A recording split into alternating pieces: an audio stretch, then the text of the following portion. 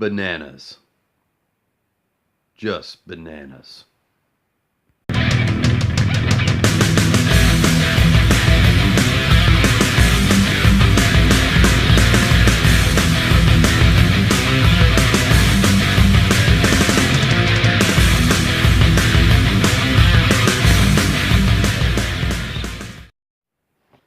Hey everybody, this is C.B Smallwood, and welcome to another episode of Wildcat Behind the Page, where I take you on a behind-the-scenes look at the making of the Wildcat comic and everything that entails, as well as kind of like where my head's at and what's going on in my life and that sort of thing. So, there you go. With that out of the way, let's go ahead and actually talk about what's going on.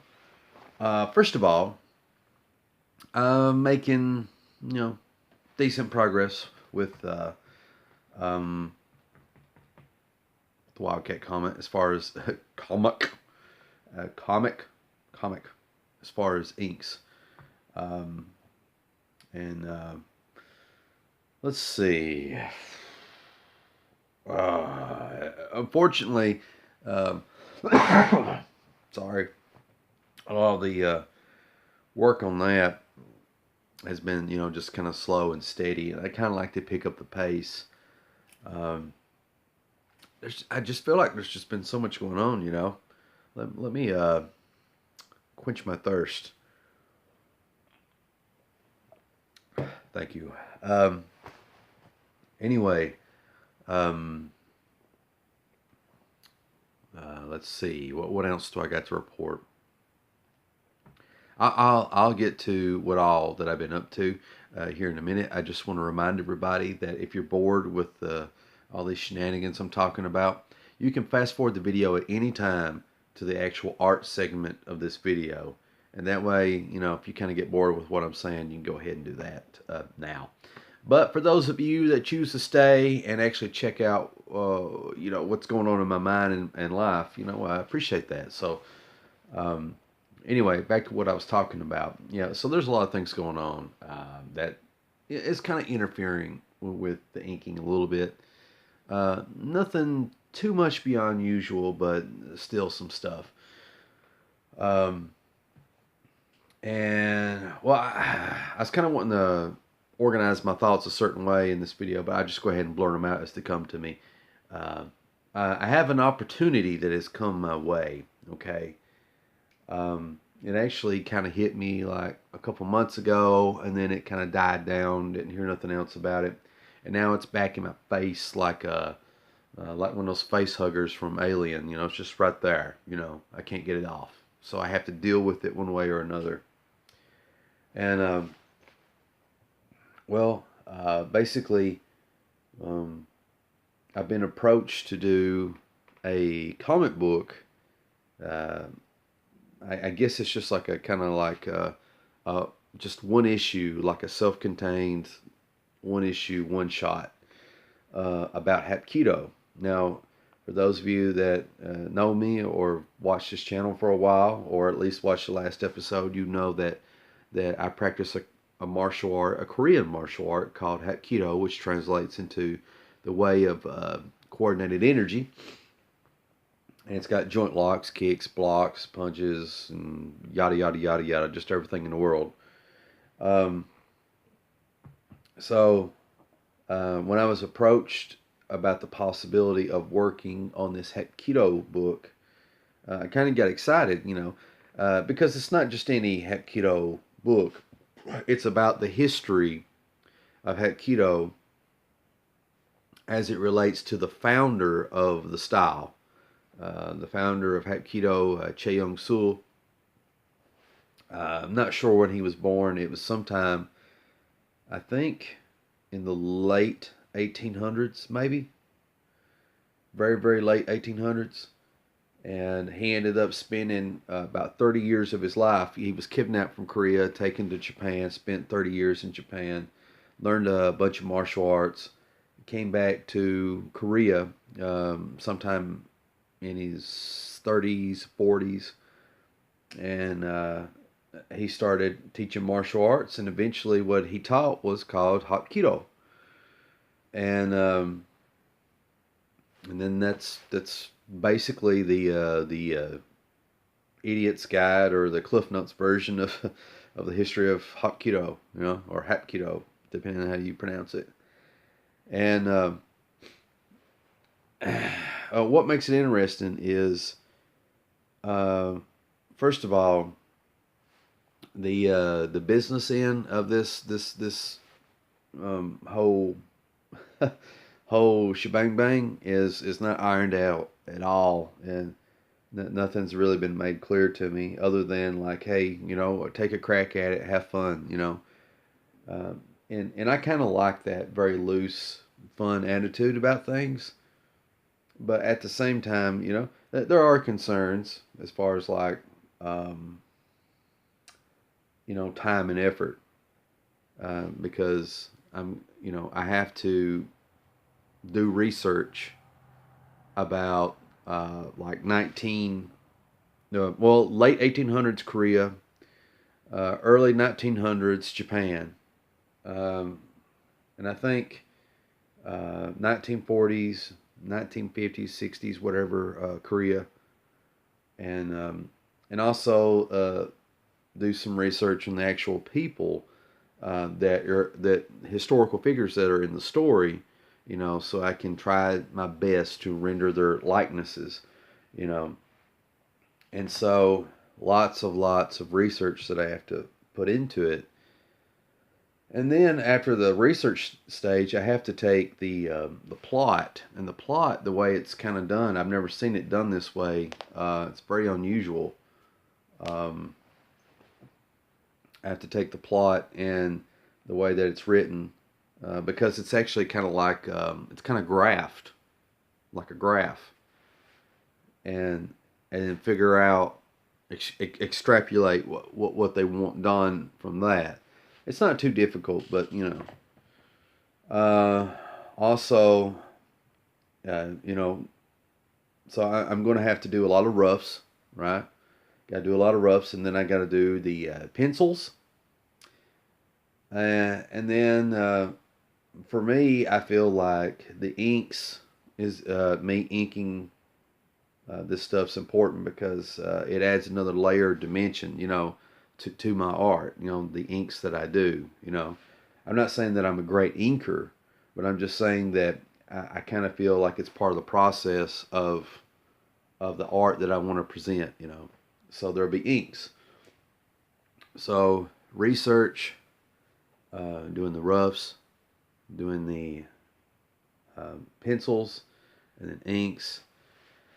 And I asked the guy who approached me, and does he have a deadline in mind? He's like, well, he kind of likes to have something to show by the first week of April, as of this video, I think.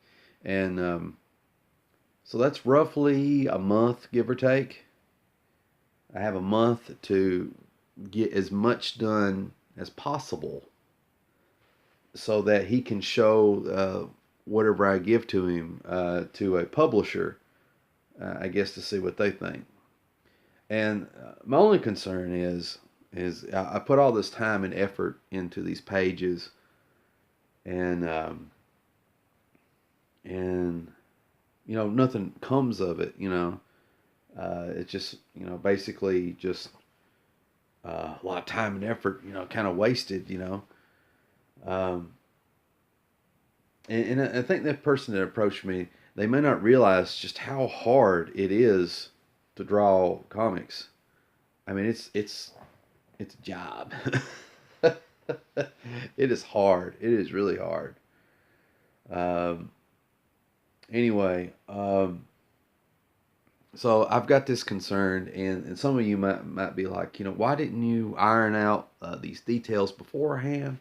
You know, that's not really smart and stuff like that. Yeah, I agree with all that.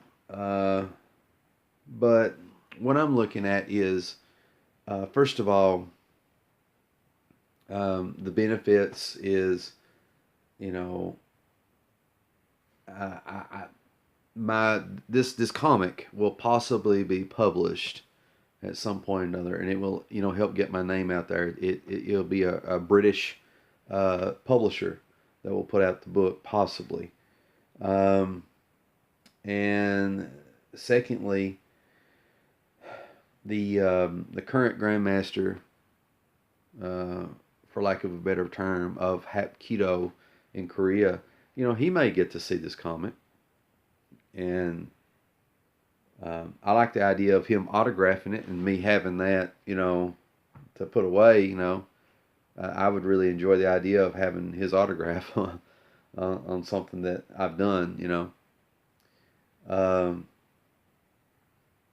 and also, I think it's another benefit. It builds goodwill between me and a certain Hapkido organization that I really respect and admire. That are often referred to as Orthodox Hapkido, because the way they do things is pretty much exactly the way Che Young Sul, the founder of Hapkido, done them. So, to be honest, put me sort of in their good graces maybe. And I don't know. I just see lots of plus and positives. Um, and and then another thing is, I really want to do this project. I'm excited about the idea of doing it. Uh, because a actual Hapkido guy will actually be drawing Hapkido pages, and so I'm familiar, with a lot of the throws and the mechanics and stuff like that. Um, of Hapkido, and I can put that in the pages. And I've actually done a lot of research, tons of research, before I was even approached about this book. So I'm pretty much familiar with everything. It's just all about reference, having reference images for everything, so that way I can render everything as accurately as I can and as best as I can. Oh, so that's a pretty big thing. And here's another thing that's concerning is, I'm in the middle of working on my own comic, an intellectual property that I control, that I own, and that if I work hard enough and I put it out there and people enjoy it, I'll reap the benefits for it, because I'm 100% the owner, the creator. And this new project about Hapkido, this Hapkido comic book, it kind of sidelines some of the work on my Wildcat comic. So I don't know what to think about that. Which I'm going to continue to try to work on do both at the same time. I feel like my Wildcat comic is just too important to let it, you know, dangle. Because there is a lot more long-term benefits and investment and heart and soul, because it's my baby, well, it's not my baby, but it's my baby. So, I've got, I have questions and concerns, but I'm going to do this Hapkido project. I'm curious how everything's going to work out. And more importantly, I have about a month to try to get some stuff done. And I'm already very, very time constrained. That's another thing. Very time constrained. I usually draw and write of the nighttime. And that's about the only time I can do things. And usually it's about 4 hours, 5 hours. So, when my family goes to sleep, well, I get off about 10 at night and get home around 10:30, give or take. Spend time with them about 11:30 or 12 at night time. Okay. I'll go in my little office area that you see here, and I'll start drawing and inking, or doing, research for the next issue of Wildcat, and then I'll do that till about 4 or 5 in the morning, and then I have to get up the next day around at least 1:30, get ready and go to work, be there by 2. So that's kind of like my routine. There's a little bit more to it than that, but that's like the basic gist. Anyway, so very time constrained, trying to balance, family life, work life, and then this passion that I want to turn into a career and my sole job, I'm sorry. Let me take me another swig of my tasty beverage. Sorry if you don't want to hear all that slurping and stuff like that. My apologies. Anyway, so that's where I'm at. Sorry that this video has kind of gotten a little bit long. But it's kind of a big topic, and for anybody that want to offers any advice or insight or their general thoughts, I'd love to hear it. And I always read you guys' comments, even though it takes me a while to reply. You know, those of you that's been with me for a while, you know I will reply back at some point, and I appreciate you being patient about that stuff. And in other news, what else do I have going on that's kind of interesting? Let me think. I'm going to try to wrap this up right quick so I can show you the artwork. I went to a comic book convention as of today, and got to see some cool people. I met Greg Capullo. Basically, I just asked him a question and shook his hand. Got to meet Jim Shooter and got to shake his hand, and basically just kind of listened to him give a portfolio review. And that was pretty cool. And I saw a lot of celebrities, and it's pretty interesting. You see these celebrities that you've watched in movies, and they're just like a couple of feet away from you, and sometimes they'll actually be heading to their booth or something like that, getting ready to set up, and they greet you and talk to you, and they're so friendly and cordial. I'm not saying all celebrities like that, but a lot of the ones that I bumped into or met, at the convention. So it's pretty interesting, even though I'm used to seeing that sort of thing at conventions. You sort of like, it's always kind of fresh and new every time, when you encounter these celebrities. Again, it's kind of humbling in a way. It's pretty neat, for lack of better terms and words.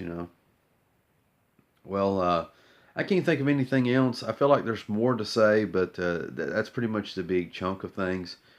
So what I'm going to do is I'm going to go ahead and flip it over to the artboard, and let's just check out my lackluster progress, but progress nonetheless.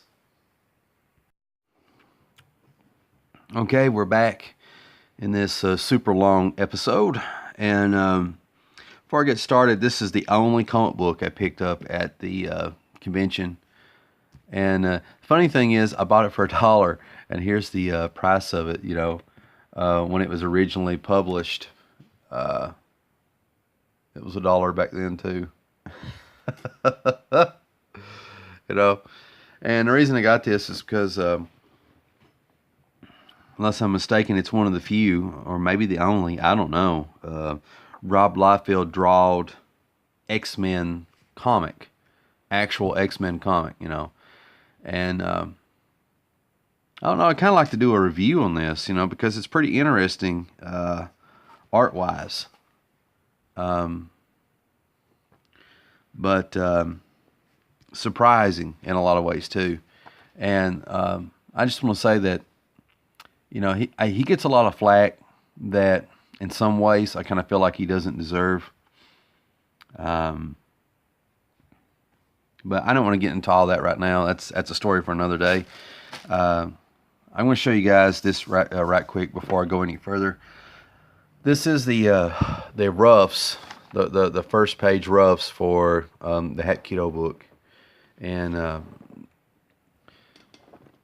the original layouts kind of called for the idea of a baby being over like North Korea, symbolizing Chae Young-sul being born or something like that. But I don't know. Just it didn't quite gel well. I did this old man sitting in like old time Korea, and I like the idea of him telling the story to the reader, which makes it kind of interesting to me, you know. And here, this is Korea, Hanguk or Hanguk or whatever. That that's like a old term for Korea in terms of both north and south, because Korea is a divided country. There's northern Korea, which is I think it is the People's Republic of Korea or something like that. You know, the communist north, and then south you got South Korea. Um, and then this is the Hangul for Hanguk, which is again Korea. Here we see a scene from Korea in the very late 1800s, and people kind of moving around, stuff like that, doing their business. And this is basically the introduction to a very young Cheong-su, okay? And you know, this sets off the story to the first page of the first issue, or the only issue, one shot. So I figured I'd show you this, you know. Now let me show you the inks I've been working on here.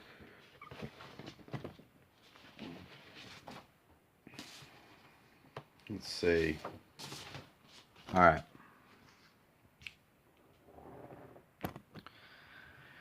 Here we are.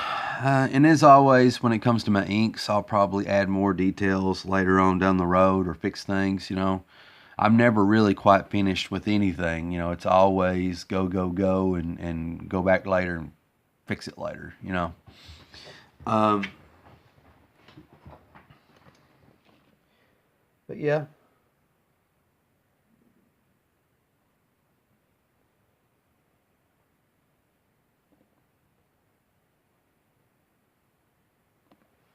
Okay. Zoom in a little bit. I think the page turned out pretty good. Especially like this. That's probably like one of my favorite little panel bits. I love the lettering on it. I mean, it could be better. And a lot of that lettering is going to get cut off when, you know, when it meets print. So it's going to look kind of weird, you know. But it'll still work though.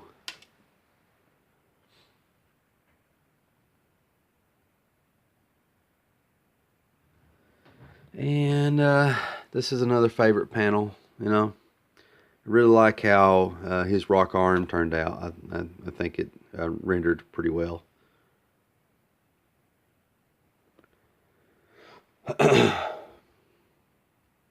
And I mentioned this before about the shading, this shading part. And I decided to go with that look I mentioned in the last video, where I didn't shade it fully black. Maybe fully black would be the way to go. I don't know. And then if I go fully black, I'll go in with this, and I'll go around the borders of these panels and just scratch them in, you know. But yeah, I really don't know. Either way, I will be taking a ruler and making a clear black edge around the paper, you know, to kind of tidy it up a little bit.